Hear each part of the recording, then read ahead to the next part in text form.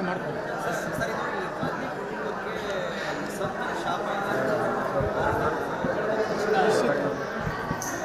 ನೋಡ್ರಿ, ಗಾಂಧಿ ಕುಟುಂಬ ಯಾವಾಗಲೂ ಹಿಂದೂ ಧರ್ಮವನ್ನು, ಇದು ಗಾಂಧಿನೇ ಅಲ್ಲ, ಇದು ನಕಲಿ ಗಾಂಧಿ.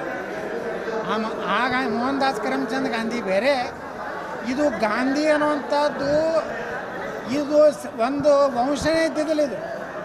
ಇದು ನಡಬರ್ಕ ಏನು ಒಬ್ಬ ಇಂದಿರಾ ಗಾಂಧಿ, ಶ್ರೀಮತಿ ಇಂದಿರಾ ಗಾಂಧಿಯವರು ಒಬ್ಬ ಫಿರೋಜ್ ಖಾನ್ ಅನ್ನೋ ಒಂದು ಲಗ್ನ ಆದರು. ಸಮಾಜದಾಗ ಭಾರತದಾಗ ಏನಾದರೂ ರಾಜಕಾರಣ ಮಾಡಬೇಕಾದ್ರೆ ಹಿಂದೂ ಧರ್ಮ ಒಂದು ಪದ್ಧತಿಯಲ್ಲಿ ನಾವು ಉಳಿಬೇಕಂದ್ರೆ ನಮಗೆ ರಾಜಕಾರಣದಲ್ಲಿ ಸ್ಥಾನಮಾನ ಸಿಗ್ತದೆ ಅಂತೇಳಿ ಫಿರೋಜ್ ಗಾಂಧಿ ಮಾಡಿದ್ರು. ಅವ ಇಸ್ಲಾಂ. ಈ ನೆಹರು ಮಂಥನೇನಿದೆ ಇದು ಇಸ್ಲಾಂ ಧರ್ಮದ ಸಮೀಪ ಇತ್ತು. ಮುಂದೆ ರಾಜೀವ್ ಗಾಂಧಿ ಏನು ಮಾಡೋದು ಅಂದರೆ ಕ್ರಿಶ್ಚಿಯನ್ ಧರ್ಮದ ಕಡೆ ಹೊಳಿಸಿದ. ಹೀಗಾಗಿ ಈ ದೇಶದಲ್ಲಿ ಇದು ಅನೇಕ ಸಂಕೀರ್ಣಗಳನ್ನು ಹೊಂದಿದಂಥ ಇವತ್ತಿನ ಆಧುನಿಕ ನಮ್ಮ ಕೃಷಿ ಕ್ಷೇತ್ರದಲ್ಲಿ ಹೇಳ್ತಾರೆ ಹೈಬ್ರಿಡ್ ತಳಿ ಇದ್ದಂಥ ಒಂದು ಕುಟುಂಬ.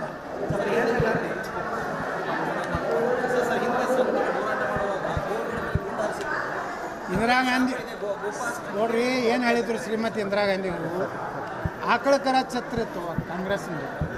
ಅವಾಗ ಏನು ಹೇಳಿದರು, ಜೈನ ಮುನಿಗಳಿಗೆ ನನ್ನ ಸರ್ಕಾರ ಬತ್ತು ನನಗೆ ಆಶೀರ್ವಾದ ಮಾಡಿದ್ರಂದರೆ ಆ ಜೈನ ಮುನಿಗಳೇ ಇವರಿಗೆ ಹಸ್ತದ ಚಿತ್ರ ಕೊಟ್ಟರು.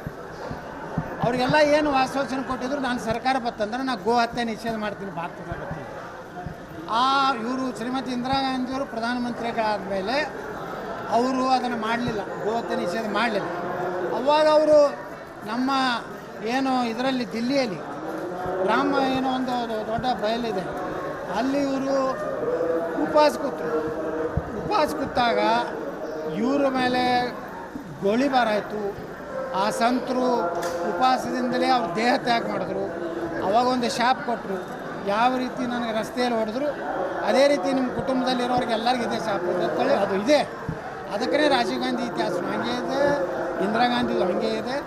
ಆ ಕುಟುಂಬದಲ್ಲಿ ಇವತ್ತು ರಾಹುಲ್ ಗಾಂಧಿ ಪರಿಸ್ಥಿತಿ ಏನಿದೆ, ಅದು ಏನು ಲಗ್ನ ಇಲ್ಲ, ಇದು ಇಲ್ಲ, ಅದು ಎಲ್ಲಿರ್ತದೋ ಏನು, ಯಾವಾಗ ಯಾವ ದೇಶ ಬಿಟ್ಟು ಹೋಗ್ತದೋ ಗೊತ್ತಿಲ್ಲ.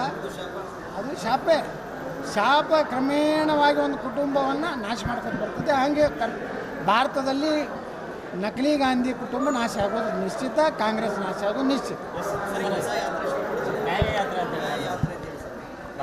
ಈ ದೇಶಕ್ಕೆ ಅನ್ಯಾಯ ಮಾಡೋದು, ಭಾರತ ಬಾಂಗ್ಲಾದೇಶ್ ಪಾಕಿಸ್ತಾನ್ ಹೊಡೆದವ್ರು ಯಾರು?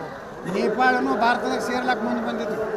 ಅದನ್ನೂ ಮಾಡಲಾರ್ದೇ ದೇಶವನ್ನು ತುಂಡರಿಸಿದವರು, ದೇಶವನ್ನು ಹಿಂದೂಗಳ ಕೋಟ್ಯಾಂತರ ಭಾರತ ಪಾಕಿಸ್ತಾನ ಏನು ವಿಭಜನೆ ಇದ್ದ ಸಂದರ್ಭದಲ್ಲಿ ಕೋಟ್ಯಾಂತರ ಹಿಂದೂಗಳನ್ನು ಬರ್ಬರ ಹತ್ಯೆ ಏನಾಯಿತು ಪಾಕಿಸ್ತಾನದಲ್ಲಿ. ಇದಕ್ಕೆಲ್ಲ ಕಾರಣ ಈ ಕುಟುಂಬ, ಇದೇನು ನಕಲಿ ಗಾಂಧಿ ಕುಟುಂಬ. ಈ ಕುಟುಂಬ ಇರುವವರೆಗೆ ಈ ದೇಶದಲ್ಲಿ ಯಾವುದೇ ರೀತಿಯ ಒಂದು ಅಭಿವೃದ್ಧಿ ಆಗಲಿ, ದೇಶ ಒಳ್ಳೆಯದಾಗಲಿ ಆಗಲಿಲ್ಲ. ಈಗ ಮೋದಿಯವರು ಬಂದಾರಂತೇಳಿ ನಾವೆಲ್ಲ ಒಂದು ಭಾರತ 5ನೇ ಆರ್ಥಿಕ ರಾಷ್ಟ್ರ ಆಯಿತು. ಭಾರತ ಇನ್ನೂ ಕೆಲವೊಂದು ದಿವಸ ನೋಡ್ರಿ ಏನು ಪಾಕ್ ಹಾಕಿ ಬೇಡ ಕಾಶ್ಮೀರ ಇದೆ, ಇದನ್ನು ನಮ್ಮವ್ರು ತೊಗೋತಾರೆ, ಎಲ್ಲ ವ್ಯವಸ್ಥೆ ಮಾಡ್ಯಾರ. ನಾಳೆ ಲೋಕಸಭಾ ಎಲೆಕ್ಷನ್ನ ಒಳಗಾಗಿ ನಾವು POKನೂ ನಾವು ತೊಗೋತೀವಿ. ಇನ್ನು 10 ವರ್ಷನಾಗ ಪಾಕಿಸ್ತಾನ ನಮ್ಮ ಭಾಗವಾಗ್ತದೆ, ಅದನ್ನೂ ಒಂದು ರಾಜ್ಯ ಆಗಿ ಬರ್ತದೆ. ಯಾಕೆ ಬರ್ತದೆ ಅಂದರೆ ಪಾಕಿಸ್ತಾನ ಸಂಪೂರ್ಣವಾಗಿ ಬಲೂಚಿಸ್ತಾನ್ ಅಂತೇಳಿ ಅವ್ರು ಬೇರ್ಪಡೆ ಆಗಿ ಅವ್ರಿಗೆ ಭಾರತ ಸೇರ್ಲಕ್ಕೆ ಅವ್ರು ಇಚ್ಛೆ ಮಾಡ್ತಾಯಿದ್ದಾರೆ. ಪಾಕಿಸ್ತಾನದಲ್ಲಿ ಆಡಳಿತನೇ ಇಲ್ಲ. ಈ ರೀತಿ ಇರುವಂಥ ಕಾಲದಲ್ಲಿ ಭಾರತದಲ್ಲಿ ಪಾಕಿಸ್ತಾನ ವಿಲೀನ ಆಗ್ತದೆ, ಹಿಂದೂ ಧರ್ಮ ಜಗತ್ತನ್ನು ಆಳ್ತದೆ. ನಾವು 10,000 ಕಿಲೋಮೀಟ್ರ್ ಅಡ್ಡಾಡಿದ್ರೆ ಏನು ಒಂದು ಸ್ಟೇಟ್ಮೆಂಟ್ ಕೊಟ್ಟಂದ್ರೆ ಇಡೀ ಕಾಂಗ್ರೆಸ್ಸಿಗೆ 4% ಓಟ್ ಕಡಿಮೆ ಆಗ್ತದೆ. ಒಂದೇ ಒಂದು ಸ್ಟೇಟ್ಮೆಂಟ್ ಸಾಕು. 6,800 ಮಾಡಲಿ, 18,800 ಮಾಡಲಿ. ಇನ್ನೊಂದು ಕಡೆ ನರೇಂದ್ರ ಮೋದಿ ಅವರು ವಂಶಾಡಳಿತಕ್ಕೆ ಸುಧಾರಣೆ ನೀಡಬೇಕು ಅಂತ ಹೇಳ್ತಾರೆ ಸರ್. ಇನ್ನೊಂದು ಕಡೆ ರಾಜ್ಯದಲ್ಲಿ ಕೂಡ ವಂಶಾಡಳಿತಕ್ಕೆ ನೋಡಿ, ಒಂದಂತೂ ಹೇಳ್ತೀನಿ ನಾನು, 2024 ಭಾರತದಲ್ಲಿ ಮತ್ತೆ ಪ್ರಧಾನಮಂತ್ರಿ 3ನೇ ಬಾರಿಯಾಗಿ ನರೇಂದ್ರ ಮೋದಿಯವರು ಆಗೋದು ಜಗತ್ತಿನ ಯಾವ ಶಕ್ತಿಗಳು ತಡೀಲಿಕ್ಕಾಗಲ್ಲ.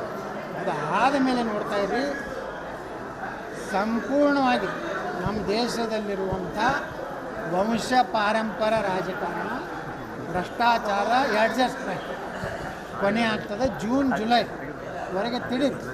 ಜುಲೈದಾಗ ಇಡೀ ದೇಶಕ್ಕೆ ಸಂದೇಶ ಕೊಡ್ತಾರೆ, ಇನ್ನು ಮ್ಯಾಗ ವಂಶ ಅಪ್ಪ ಮುಖ್ಯಮಂತ್ರಿ ಆದಂಥ ಮಗ ಮುಖ್ಯಮಂತ್ರಿ ಆದಂಥ ಮೊಮ್ಮಗ ರಾಜ್ಯಾಧ್ಯಕ್ಷ ನಾವು BJPಯಲ್ಲಿ 2024 ಹೊಸ ಯುಗ ಪ್ರಾರಂಭ.